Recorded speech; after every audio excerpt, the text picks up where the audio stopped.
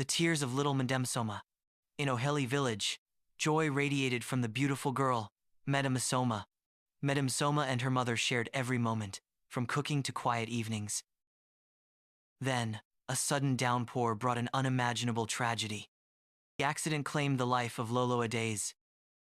8-year-old Mmesoma had lost her best friend. Her father, Okonkwo, was utterly broken by the loss. Time moved on, forcing Okonkwo to listen to his kinsman. The new wife, Nneka, entered their lives with a seemingly gentle heart. Initially, Nneka was an angel to little Mmesoma. She even prepared Mmessoma's favorite meal, bringing relief to Okonkwo. Okonkwo believed his daughter was finally safe and cared for. But this fragile peace was destined to shatter with a new arrival. Nneka gave birth to her daughter, Olaedo. The love she feigned for Mmesoma vanished instantly. Mmesoma suddenly became an unwanted visitor in her own home. Her daily chores multiplied drastically under the new regime.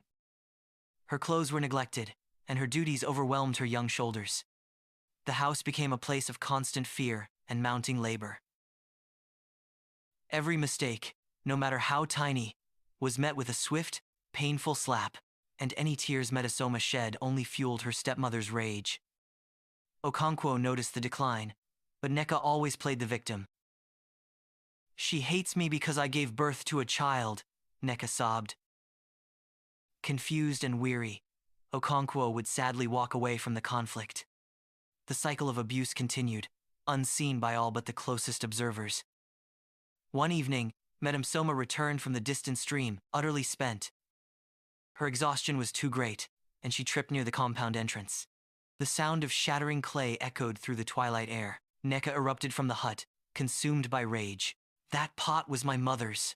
You useless child!" she shrieked. She raised her hand, ready to deliver a terrible blow to the small girl. But before the hand could land, a figure darted into the scene.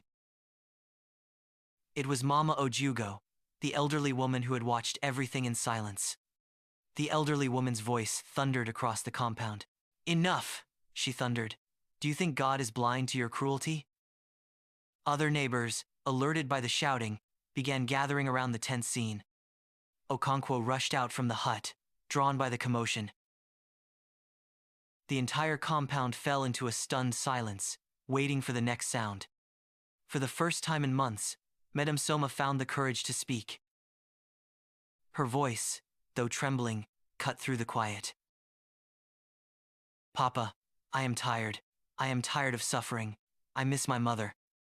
The simple, painful truth silenced every witness in the compound. In that silence, something deep inside Okonkwo finally broke. Okonkwo immediately knelt beside his child, overwhelming her with affection. It was a silent embrace that spoke volumes of his remorse and love. He then lifted his head and fixed a hard gaze upon his wife. His warning was absolute and final. "If anything happens to this child again, you will leave my house. This is her mother's home. She will not suffer here anymore," he concluded. Humiliation stopped Nneka's cruelty instantly before the eyes of the village.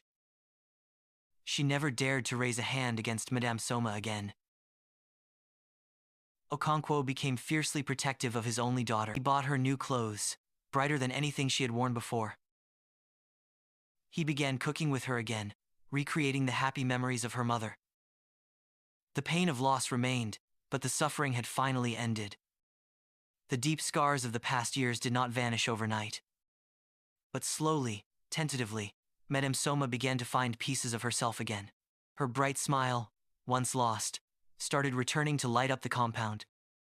She grew into a confident young woman, carrying her past experiences with strength. As the sun set gently over Oheli, she offered a quiet tribute to the sky. "Mama," she whispered softly, "I survived.